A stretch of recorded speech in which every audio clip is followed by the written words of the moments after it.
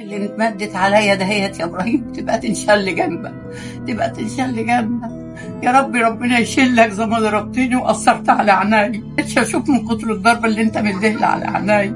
وحسب الله ونعم الوكيل، وسبتك لحاكم الحاكمين.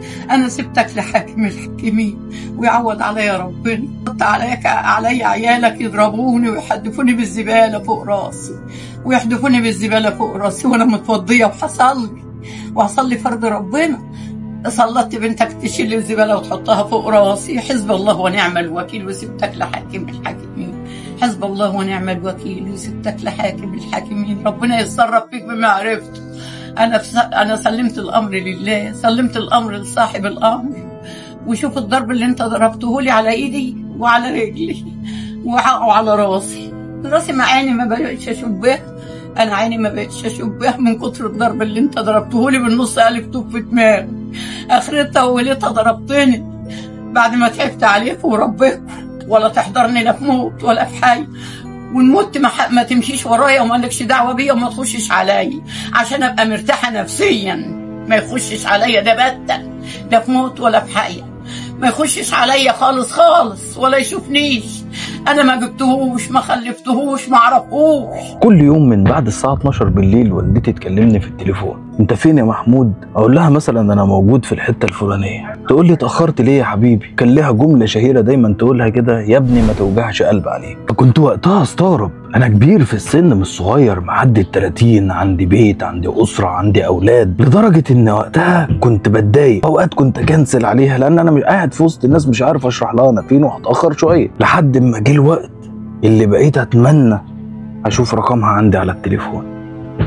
بقيت اتمنى الاقيها بتتصل بيا وتقول لي مهما تقول لي واسيب الدنيا كلها واسمع لها. لحد ما جه الوقت اللي بقت لما تجيني في المنام ابقى مبسوط جدا وطاير من الفرحه ان انا شفتها واطمنت عليها او حضنتها او سلمت عليها. في يومين بالظبط والدتي بقت هنا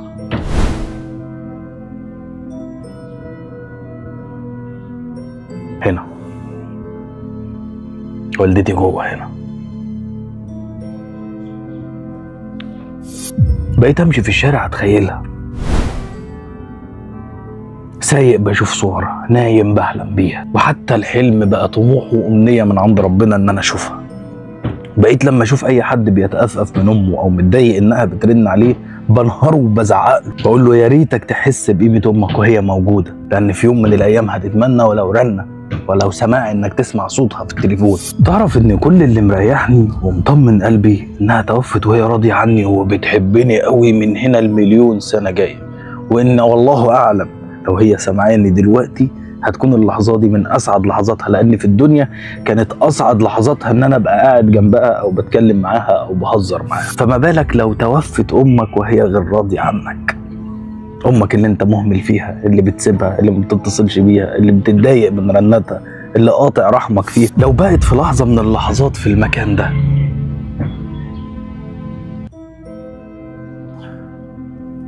قول لي ساعتها هترجعها ازاي علشان تتأسف لها ولا خليها تسامحك؟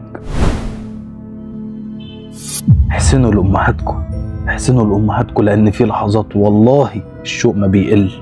أنا كنت فاكر بعد سنة من وفاتها، يا بقى لها سنة متوفية، كنت فاكر إن بعد سنة من وفاتها الشوق هيقل والأيام والهموم والشغل والضغوطات هتنسيني. اتضح إن كل مدى كل ما قيمتها بتعلى، كل ما الشوق بيزيد، كل ما الحنين ناحيتها بيزيد، إلى أن يتوفانا الله وأبقى جنبها هنا إن شاء الله. ربنا يرحمك يا أمي ويصبرنا على فراقك ويجعل الجنة مسواكي. ادعوا الأم بالرحمة، وإنا لله وإنا إليه راجعون. بس كده.